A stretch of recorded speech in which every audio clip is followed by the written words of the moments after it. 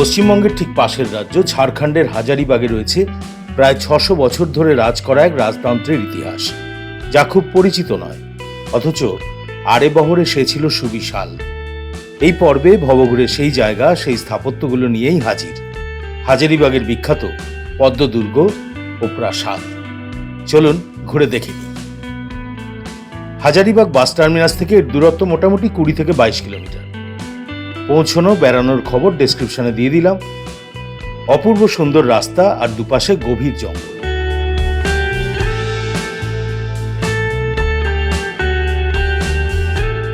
ঢোকার মুখে শিবগড় তোরণ। এই তোরণের নিচ দিয়েই আপনাদের ঢুকতে হবে আসল জায়গাটাতে। বিস্তীর্ণ অঞ্চল জুড়ে তৈরি হওয়া পদ্মা দুর্গর প্রাচীর ও অন্যান্য স্থাপত্য সবই প্রায় ধ্বংসপ্রাপ্ত। প্রথম গন্তব্য হাওয়া মহল, এবং এটা তার মুখ্য প্রবেশদ্বার। রাস্তার মোড় থেকেই দেখা যায় অনিন্দ্য সুন্দর হাওয়া মহলটি। এখানে থাকার বা খাওয়া দাওয়ার কোনো বন্দোবস্ত কিন্তু নেই, ফলে সবই সঙ্গে রাখবেন। গাড়ি বা অটো মোটামুটি ১ থেকে ২,০০০ এই পদ্মা প্যালেস ও হাজারিবাগের সব জায়গা একদিনে ঘুরিয়ে দেখায়। এই হলো সেই পদ্মা দুর্গের অন্তর্গত হাওয়া মহল। এবারের ভেতরে যেতে যেতে কিছু কথা জেনে নিই। ১৩৬৬ সাল থেকে ১৯৫৩ এই ছিল এই রামগড় রাজতন্ত্রের শাসনকাল, যার প্রতিষ্ঠাতা ছিলেন ছোটনাগপুরের বিখ্যাত নাগবংশী সাম্রাজ্যের একজন রাজা, নাম বাগদেও সিং। তার রাজ্য ছিল কর্ণপুরার উড়দায়। এবার আপাতত দেখার পালা, পরে বাকিটা আবার বলছি। দেখুন কি অসাধারণ স্টাকোর কাজ, আজও জ্বলজ্বল করছে থামের গায়ে।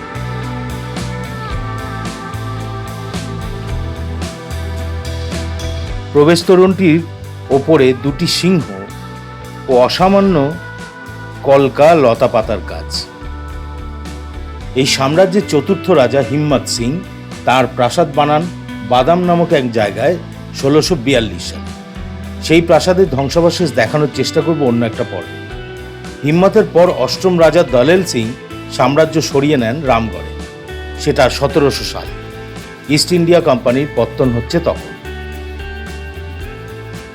দেখুন দরজার কাঠের ফ্রেম, তার সর্বাঙ্গে কি সূক্ষ্ম কারুকাজের খেলা, বিস্ময়কর। রাজকীয়তার চূড়ান্ত নিদর্শন। হাতে খোদাই করা পুঙ্খানুপুঙ্খ কাজ এত বছর পরেও প্রায় অক্ষতই আছে।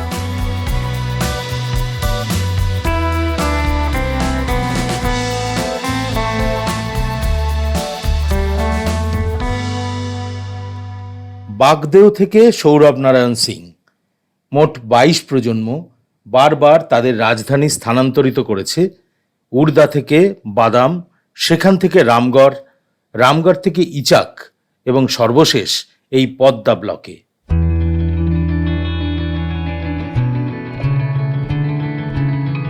সুচারু শিল্পকলায় ভরা হাওয়া মহলের দুপাশে দুটো বড় বারান্দা আছে, ওপরে ওঠার সিঁড়ি, যদিও তা বন্ধ। চার কোনায় ৪টি সম্ভবত প্রহরার মিনার, আর রয়েছে বেশ কয়েকটা ঘর, যা বাইরে থেকে তালাবন্ধই থাকে, ঢোকার কোনো উপায় নেই। ঘরের ভেতরের অংশগুলো কিছুটা বিভিন্ন ফাঁক ফোকর দিয়ে মেরে দেখতে পাওয়া যায়।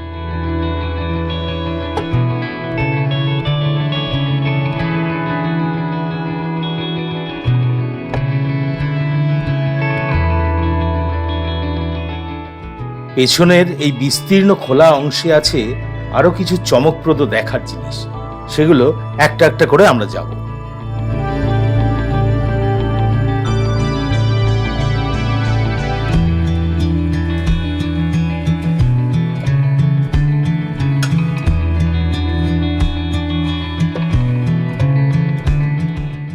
এগুলির মধ্যে অন্যতম হচ্ছে এই বেদির মতো অংশটা, যার মাঝখানে আছে একটা বিশাল কুয়ো। সমস্যা হলো চূড়ান্ত অবহেলিত এই স্থাপত্যগুলোর কোনো বিবরণ জানার কোনো উপায় নেই, সরকারি তরফেও নেই, এমনকি ইন্টারনেটেও খুব একটা তথ্য মেলে না। তবে মনে হয় গ্রীষ্মাবাসের সময় প্রমোদের কাজেই এসব লাগত। বেদিতে ওঠার দুটো সিঁড়ি ছিল দুদিকে, আর মাঝখানে সেই গভীর কুয়ো। আশ্চর্যের ব্যাপার, শতাব্দী পেরিয়েও আজও এই কুয়োয় জল রয়েছে।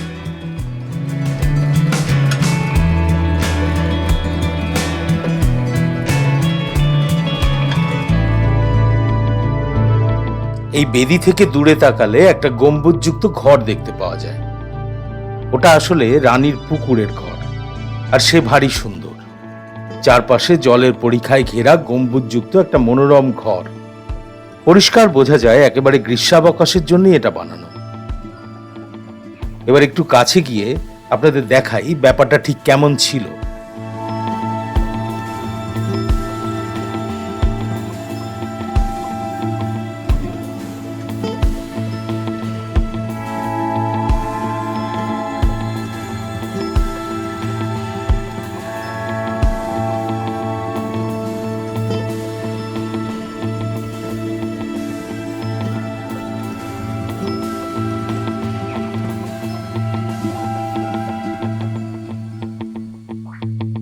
এবারের আশেপাশের জায়গাগুলো দেখুন, অস্তিত্ব প্রায় মুছে এসেছে, কিন্তু একদা বিখ্যাত পদ্মকেল্লার স্মৃতিগুলো পড়ে আছে কিন্তু ছড়িয়ে ছিটিয়ে।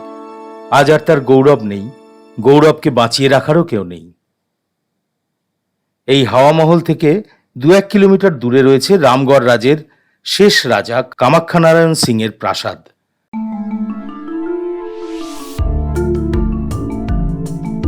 প্রায় সমস্ত ভ্লগেই এই পদ্মা কেল্লা বা প্রাসাদ সম্পর্কে কোনো তথ্য নেই।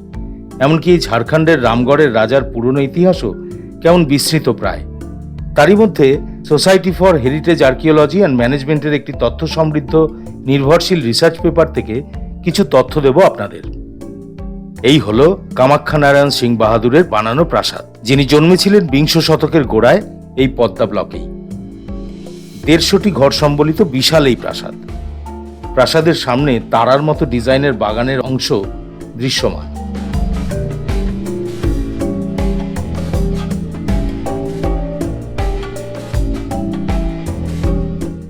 এবার আসুন ভেতরে যাই। সুসজ্জিত পোর্টিকোর নিচ দিয়ে বিশাল বারান্দাযুক্ত প্রাসাদ। প্রথম তলাতেই রাজার শৌখিনতার ছাপ। বেলজিয়াম গ্লাসের সুদৃশ্য আয়না, দেয়ালে বিজলিবাতি, প্রতিটা দরজায় দৃষ্টিনন্দন কাজ, আর দুরন্ত ফলস সিলিং, অনবদ্য একেবারে।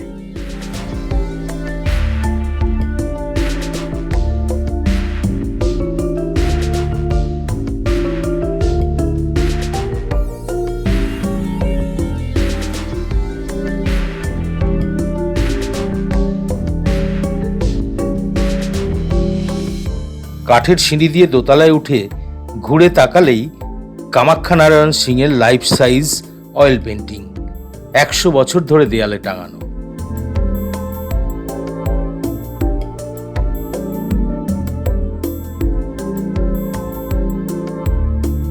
মনে রাখতে হবে, সেটা তখন কিন্তু ব্রিটিশ শাসনকাল। রাজা কামাখ্যানারায়ণ শৌখিন ছিলেন এবং একই সাথে সামাজিক দৃষ্টিভঙ্গিও প্রখর ছিল তার। ছোটনাগপুরের সাঁওতাল পরগনার জনতা পার্টি নামক একটি রাজনৈতিক দল তৈরি করেছিলেন। নিজের নানা রকম উন্নয়নমূলক কাজ এবং প্রজাবৎসল হওয়ার দরুন অত্যন্ত জনপ্রিয় ছিলেন। তার প্রাসাদের ঘরগুলো আজ একেবারে বিবর্ণ।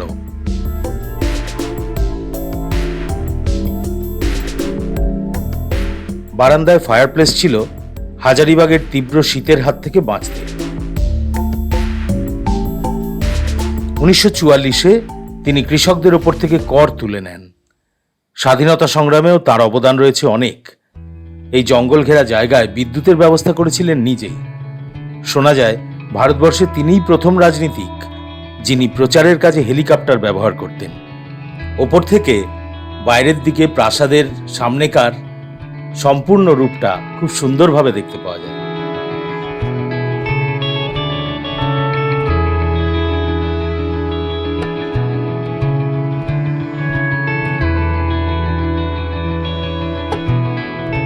মূল গেটের দুদিকে ছিল প্রহরীদের জায়গা।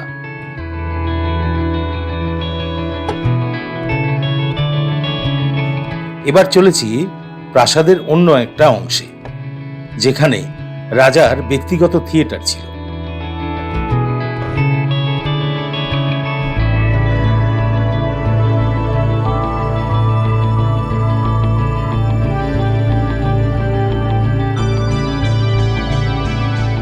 মূল প্রবেশদ্বারের ঠিক ওপরেই এই গোল ফাঁকা জায়গা থেকে ফুল ছুঁড়ে অশ্বারোহী রাজাকে স্বাগত বা বিদায় জানানো হতো। ওপরে উঠে সেই জায়গাটা সরেজমিনে দেখা যায়। ঠিক এর পাশ দিয়ে আরেকটু হেঁটে গেলেই এই হলো সেই থিয়েটার হল। দেখুন হলের সিলিং এর কারুকাজ। আমরা এখন মঞ্চের ওপরেই আছি। চোখ জুড়োনো ফল সিলিং এর কাজ মাথার ওপর। প্রতিদিন একটু একটু করে ভেঙে নিচে খসে পড়ছে।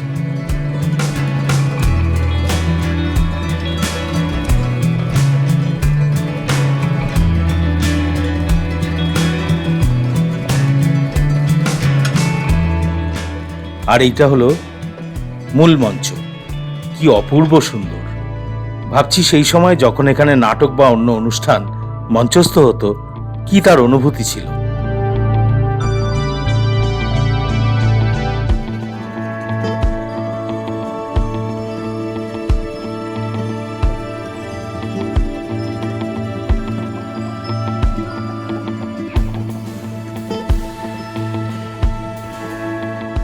এর পাশ দিয়েই নেমে অন্দরমহলে যাওয়ার সিঁড়ি। সিঁড়ির রেলিংগুলো এখন আর নেই দুর্ভাগ্যবশত।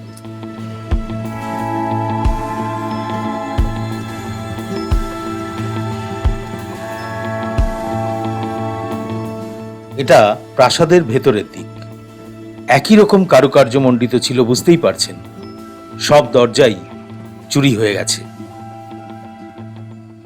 আর এটা হলো জঙ্গলাকীর্ণ প্রাসাদের অন্দরমহল।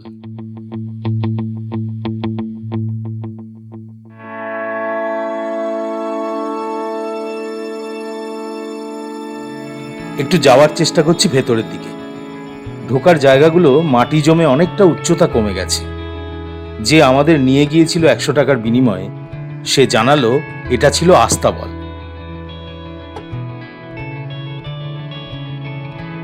বাকি অংশটা সত্যি আর যাওয়ার মতো নেই, তাই দেখাতে পারলাম না।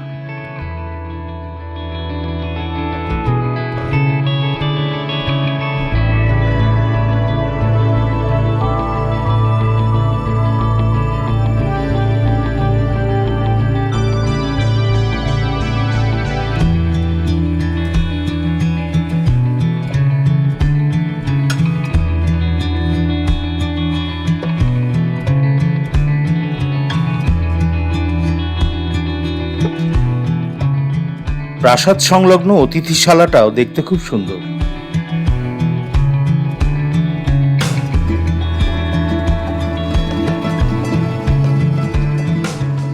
আর প্রাসাদ লাগোয়া রাজপরিবারের আরাধ্য শিবের মন্দির। তবে শিবলিঙ্গ বা মূর্তির বদলে দেওয়ালে রয়েছে মহাদেবের ত্রিশূল, যা আজও পূজিত হয়।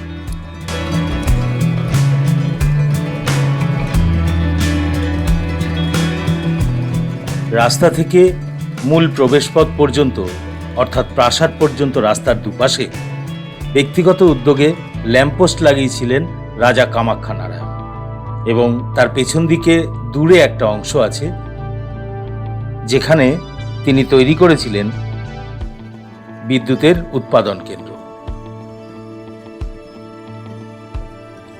শেষ করি এই প্রাসাদ থেকে 2-3 কিলোমিটার দূরে অবস্থিত রাজস্থানী ঘরানায় তৈরি দিঘি দিয়ে। রামগড় রাজ্যের মধ্যে কত জল গড়িয়ে গেছে তার খবর এই জলাশয়ের কাছে আছে কিনা তা অবশ্য জানা হয়নি। মধ্যবর্তী উঁচু বিল্ডিংটাও কিসের তাও কেউ বলতে পারেনি। এই হাজারিবাগেই প্রাগৈতিহাসিক এক অজানা রত্নের সন্ধান নিয়ে আসব অন্য এক পর্বে। আজ এই পর্যন্ত। সঙ্গে থাকবেন সবাই, ভালো থাকবেন, সুস্থ থাকবেন। ধন্যবাদ।